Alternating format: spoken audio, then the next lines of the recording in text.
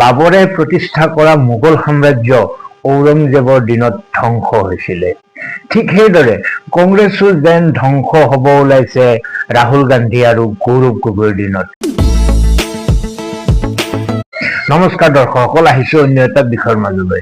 গৌৰৱ গগৈৰ যে কোনো ধৰণৰ ৰাজনৈতিক বিচক্ষণতা নাই, বিচক্ষণতাটো বাদেই দিয়ক, পৰিপক্কতাও নাই, সেই কথা আকৌ এবাৰ প্ৰমাণিত হ'ল। ইয়াৰ আগৰ ভিডিঅ'টোত মই প্ৰশ্ন উত্থাপন কৰিছিলো যে এলিভেটেড কৰিডৰৰ বিৰোধিতা কৰা গৌৰৱ গগৈক বৃহত্তৰ কাজিৰঙা অঞ্চলৰ ভোট নালাগে নেকি? ছেমি কণ্ডাক্টৰৰ বিৰোধিতা কৰা গৌৰৱ গগৈক বৃহত্তৰ জাগিৰোড অঞ্চলৰ ভোট নালাগে নেকি? শেহতীয়াভাৱে কাজিৰঙাৰ এলিভেটেড কৰিডৰৰ বিৰোধ কৰিবলৈ গৈ তেওঁ মুখ্যমন্ত্ৰীয়ে এইবোৰ পকেট মানিৰ বাবেহে কৰে বুলি কৰা মন্তব্যৰ পিছত ডাঙৰ খাই উঠিছে বৃহত্তৰ কাজিৰঙাবাসী ৰাইজ। কি কৈছিল গৌৰৱ গগৈয়ে অকণমান শুনো আহক। এতিয়া আমি জীৱ জন্তুৰ ওপৰত আজি আপোনালোকে দেখিছে, ইয়াত অলপ নিৰ্মাণৰ কাম হ'লে কিমান ধূলি বালি হয়, আৰু তেওঁলোকৰ আপোনালোকে দেখিছে যে আপোনালোকৰ যদি ইয়াৰ পৰা গুৱাহাটীলৈ যায়, এই বকো ছয়গাঁও অঞ্চলত কিমান সময় লাগিছে ৰাস্তা হাইৱে বনাবলৈ। এতিয়া সেই অৱস্থা আপোনালোকে কাজিৰঙাৰ ভিতৰত বিচাৰে নেকি? কাজিৰঙাৰ ভিতৰত চাৰিওফালে JCB মেচিন, দিনে ৰাতি ড্ৰিলিং কাম যদি হৈ থাকে, তাত পাথৰবোৰ ক'ৰ পৰা আহিব? পাহাৰ কাটি পাথৰবোৰ আনিব। সেইটো জীৱ জন্তু পক্ষত নে আকৌ হিমন্ত বিশ্ব শৰ্মা ডাঙৰীয়া অলপ পকেট মানি লাগে, সেইকাৰণে সেই এলিফেণ্ট কৰিডৰ বা সেই এলিভেটেড কৰিডৰ কৰিছে।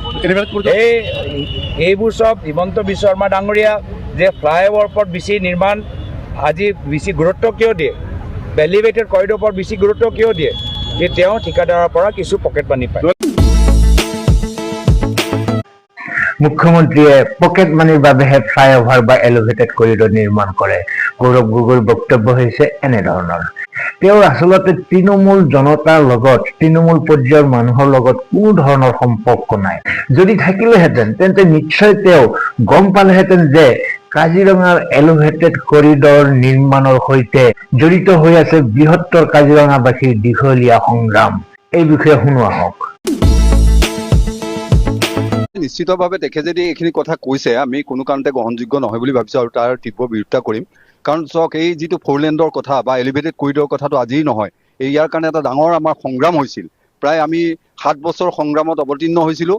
দিল্লীৰ সেউজ প্ৰাধিকৰণত আমি গৈ পেলাই গোচৰ তৰিছিলোঁ। গোচৰৰ যি মানে প্ৰক্ৰিয়া, তাত আমাৰ বোকাখাতবাসী আৰু জখলাবান্ধি ৰাইজৰ 35 লাখ টকা ব্যয় কৰা হৈছিল। আৰু সেই টকা ব্যয় কৰি পেলাই আমি গোচৰৰ শুনানি হোৱাৰ পিছত এইটো আমি অহৰহ দাবী কৰি আছিলোঁ। বহুবাৰ উচ্চস্তৰীয় বৈঠক আমাৰ হৈছিল বিভিন্ন পৰ্যায়ত, আৰু প্ৰতি বৈঠকতে আমি এই কথা কৈছিলোঁ যে এই ফ'ৰলেন এইটো লাগেই। কাৰণ এইটো কাৰণে আপোনালোকে চাওক যে এতিয়া প্ৰতিদিনেই আজি যিটো যান জঁট হৈছে, প্ৰতিদিনেই এই বছৰে 2025 বৰ্ষত 143টা দুৰ্ঘটনা হৈছে। গতিকে ইয়াতকৈ মৰ্মান্তিক কথা নিশ্চয় নাই। গতিকে আৰু বিশেষকৈ যেতিয়া বানপানী হয় সেই সময়তো জীৱ জন্তু মৃত্যু হয়। গতিকে আমাক এলিভেটেড কৰিডৰ লাগে আৰু ফ'ৰলেন লাগে বুলি আমি দাবী উত্থাপন কৰিছোঁ। তাৰ যিখিনি প্ৰমাণ, তাৎক্ষণিক প্ৰমাণ লাগে, গোটেইখিনি আমাৰ হাতত আছে। আপোনালোকে চাব পাৰিব, এইবিলাক প্ৰচিডিং আছে আমাৰ, যে উচ্চ পৰ্যায়ত যিবিলাক বৈঠক হৈছিলে সেই বৈঠকত আমাৰ গোটেইবিলাক প্ৰচিডিং কৰা আছিলে। এইবিলাক আমাৰ সম্পূৰ্ণৰূপে প্ৰচিডিং আছে। গতিকে আমি এতিয়া যদি গৌৰৱ গগৈয়ে তেনে কথা কৈছে, সেইটো আচলতে তেখেতৰ দূৰদৰ্শিতাৰ অভাৱ বুলি আমি ভাবিছোঁ। এইকাৰণে যে এলিভেটেড কৰিডৰ হোৱাৰ লগে লগে জীৱ জন্তু সুৰক্ষিত হোৱাৰ লগে লগে কাজিৰঙাৰ কাৰণে এটা ইতিবাচক দৃষ্টিভংগী আহিব, আৰু যাৰ দ্বাৰা আচলতে দেশী বিদেশী পৰ্যটকসকলৰ কাৰণে সুবিধা হ'ব। কাজিৰঙা ৰাষ্ট্ৰীয় উদ্যানখন আৰু উচ্চ স্তৰলৈ যাব, এই কথাখিনি আছে। লগতে স্থানীয় যিখিনি জনসাধাৰণ, বিশেষকৈ আপুনি জখলাবন্ধাৰ পৰা নুমলী গ'লে সকলো জনসাধাৰণ উপকৃত হ'ব। আৰু সেইকাৰণে আমি এইটো দাবী কৰিছিলোঁ যে ফ'ৰলেন হ'ব লাগে। তাৰ কাৰণে আমি কেছ কৰিছিলোঁ। আপোনালোকে জানে যে এই যি দাবী, এই সংগ্ৰাম কৰিবলৈ যাওঁতে আমাৰ 18জন ছাত্ৰ নেতাৰ ওপৰত গোচৰ তৰা হৈছিল, গোচৰ দিছিল সেই সময়ৰ SDPO কল্যাণ দাসে। আমি 6 বছৰ কোৰ্টলৈ অহা যোৱা কৰিছিলোঁ, আৰু শেষত কোৰ্টে আমাক নিৰ্দোষী প্ৰমাণ কৰিলে আৰু আমি কেছটো জিকিলোঁ। গতিকে এনেধৰণে আমি যিটো সংগ্ৰাম, দীঘলীয়া সংগ্ৰাম, আমাৰ কেইবাজনো এই সংগ্ৰামৰ নেতা ইতিমধ্যে প্ৰয়াত হৈ গৈছে। গতিকে মাননীয় প্ৰধানমন্ত্ৰী আহি যি কালি শিলান্যাস কৰিলে, আমি তেখেতক আন্তৰিক ধন্যবাদ জনাইছোঁ।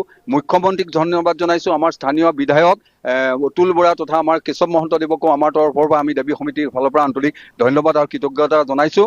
আমি লগে লগে এটা আহ্বান জনাইছোঁ যে আমাৰ আৰু এটা দাবী আছিল যিটো আমাৰ এতিয়া 4 লেন কৰা হ'ল তাৰ লগে লগে যিটো এলিভেটেড কৰিডৰ হ'ব তাৰ লগে লগে যাতে ৰেল লাইনটো অন্তত বাদলিপাৰাৰ পৰা আমাৰ নুমলীগড়লৈকে সংযোগ কৰা হয় যিহেতু নুমলীগড়ৰ পৰা আপোনালোকে গম পাইছে গহপুৰলৈ এটা সুৰংগ পথ হ'ব তাতো ৰেলৰ যোগাযোগ ব্যৱস্থা থাকিব গতিকে ইয়াৰ যদি কমিউনিকেশ্যনটো হৈ যায় তেতিয়াহ'লে ৰাইজ উপকৃত হোৱাই নহয় এনআইএলকে আদি কৰি বহু ৰাইজৰ সুবিধা হ'ব এনআইএলৰ সুবিধা হ'ব সেইকাৰণে আমি এই দাবীটো কৈছোঁ যে লগত যাতে যিটো ৰেলৱে যোগাযোগ সেইটো যাতে সংযোগ কৰা হয় গতিকে আমি প্ৰধানমন্ত্ৰী মহোদয় মুখ্যমন্ত্ৰী মহোদয়ক বিশেষভাৱে আমি ধন্যবাদ আৰু কৃতজ্ঞতা জনাইছোঁ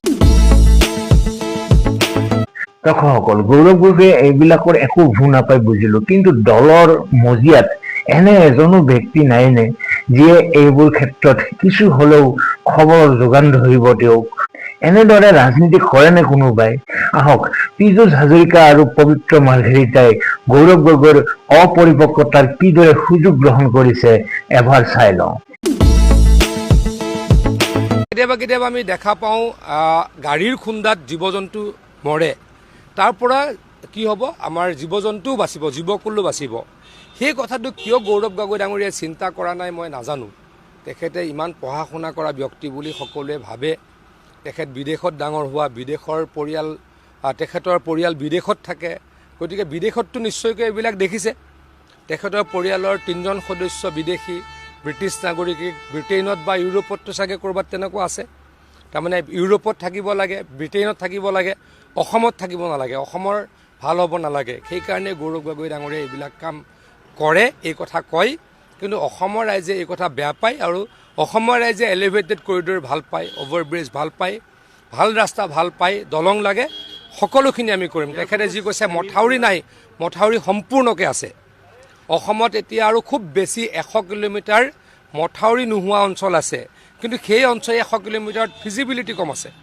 লেণ্ড একুইজিশ্যনৰ সমস্যা হাই ডেন্সিটি আছে মানুহৰ তেনেকুৱা আছে বাকী গোটেই 1000 কিলোমিটাৰ মথাউৰি আমি 5 বছৰত মাৰিলোঁ আপুনি ঠিক কৈছে ইয়াৰ আগতে ছেমিকণ্ডাক্টৰৰ সৈতেও তেওঁলোকে বেয়া পাইছিলে মুঠৰ ওপৰত অসমৰ কোনো উন্নয়ন হ'ব নালাগে অসম আগুৱাই যাব নালাগে অসম পিছুৱাই থাকিব লাগে মানুহ বুৰ্বক হৈ থাকিব লাগে মানুহ দুখীয়া হৈ থাকিব লাগে মানুহ অশিক্ষিত হৈ থাকিব লাগে আৰু পাৰিলে কংগ্ৰেছক ভোট দিব লাগে কিন্তু তেখেতলোকৰ এই ষড়যন্ত্ৰ এই কাৰসাজি মানুহে নামানে তেওঁলোকৰ গোটেই চৰিত্ৰটোৰ প্ৰতিদিনে আমি একো চেষ্টা নকৰাকৈ নিজে নিজে অনুষ্ঠিত হৈছে তেওঁলোকৰ কংগ্ৰেছে খুদ খাৰ্গেজী পৰিয়ালে সভাপতি পৰিয়ালে কয় যে অসমৰ ছেমিকণ্ডাক্টৰ অসমত কিয় হ'ব লাগে অসমৰ যোগ্যতা নাই অসমত প্ৰতিভা নাই ছেমিকণ্ডাক্টৰৰ বিৰোধিতা সুধাকণ্ঠ সংগীত সূৰ্য ভূপেন হাজৰিকাদেৱক যেতিয়া আমাৰ বিজেপি চৰকাৰে তেখেতৰ প্ৰাপ্য সন্মান ভাৰত ৰত্ন দিছিল তেতিয়া খাৰ্গে ডাঙৰীয়াই তেওঁলোকৰ সভাপতিয়ে কৈছে যে কোন ক'ৰবাৰ গায়কক দি দিলে আমাৰ সংগীত সূৰ্যক অপমান কৰিবলৈ এৰা নাছিল কংগ্ৰেছে এতিয়া ছেমিকণ্ডাক্টৰ যেতিয়া হ'ল তাত বিৰোধিতা কৰি এতিয়া এলিভেটেড কৰিডৰ হৈছে ৭,০০০ কোটি টকাৰ ব্যয় সাপেক্ষে এটা মানে এটা অভিলাষী প্ৰকল্প যি যাতায়াতী ব্যৱস্থা সুচল কৰাৰ লগে লগে আমাৰ কাজিৰঙাৰ গোটেই আমাৰ সমস্ত জীৱকুলৰ যাতে দুৰ্ঘটনাৰ পৰা মুক্ত হৈ থাকে তাৰ বাবে এক ব্যৱস্থা সমগ্ৰ পৃথিৱী এটাক আদৰিছে যে হয় এইখন চৰকাৰে বা দুইখন চৰকাৰে ইনফ্ৰাষ্ট্ৰাকচাৰ বা আন্তঃগাঁথনি উন্নয়নৰ সমান্তৰালভাৱে জীৱ জন্তুৰ কথা ভাবিছে যিদৰে ভাবিছে সাহিত্য সংস্কৃতি বিশ্ব ঐতিহ্য ক্ষেত্ৰ ইত্যাদিৰ লগতে সকলোৱে ভাল পাইছে প্ৰত্যেকগৰাকী ব্যক্তিয়ে ভাল পাইছে হঠাৎ গৌৰৱ গগৈ ডাঙৰীয়াই কৈছে যে কিয় হ'ব লাগে এলিভেটেড কৰিডৰ গতিকে বিচাৰ ৰাইজে কৰিব গৌৰৱ গগৈৰ উদ্দেশ্যে এইটো কথাই কওঁ যে এলিভেটেড কৰিও নহয় মথাউৰি হ'ব লাগিছিল এনেধৰণৰ যুক্তি আমাক নিদিব ডক্টৰ হিমন্ত বিশ্ব শৰ্মা নেতৃত্বাধীন ৰাজ্য চৰকাৰে অসমীয়া ভাষাক যিদৰে ধ্ৰুপদী মৰ্যাদা দিব ঠিক সেইদৰে এলিভেটেড কৰিডৰ বনাব মথাউৰি নিৰ্মাণ কৰিব আপোনালোকৰ যে কাজিৰঙাৰ প্ৰেমটো আমি জানো প্ৰতিদিনে গড় হত্যা হৈছিল গড় হত্যাও ৰোধ হ'ব মানুহৰ হত্যাও ৰোধ হ'ব ছেমিকণ্ডাক্টৰ হ'ব আণ্ডাৰগ্ৰাউণ্ড টানেলো হ'ব প্ৰতিটো উন্নয়নমূলক কাম হ'ব ঠিক সেইদৰে বন্যকুলৰ বাবে এলিভেটেড কৰিডৰ হ'ব দৰ্শকসকল কি কম ভোটৰ পিছত চিঞৰিব তেওঁলোকে ভোট চুৰি কৰিলে বিজেপিয়ে নহয়নে আমি সকলোৱে জানো যে বাবৰে প্ৰতিষ্ঠা কৰা মোগল সাম্ৰাজ্য ঔৰংজেবৰ দিনত ধ্বংস হৈছিলে ঠিক সেইদৰে কংগ্ৰেছো যেন ধ্বংস হ'ব ওলাইছে ৰাহুল গান্ধী আৰু গৌৰৱ গগৈৰ দিনত মই কিন্তু তেনেকৈয়ে ভাবিবলৈ লৈছো বাকী আপোনালোকৰ অনুভৱ কি নিশ্চয় কমেণ্ট বক্সত লিখিব আজিলৈ এৰিছো ভালে থাকক কুশলে থাকক ধন্যবাদ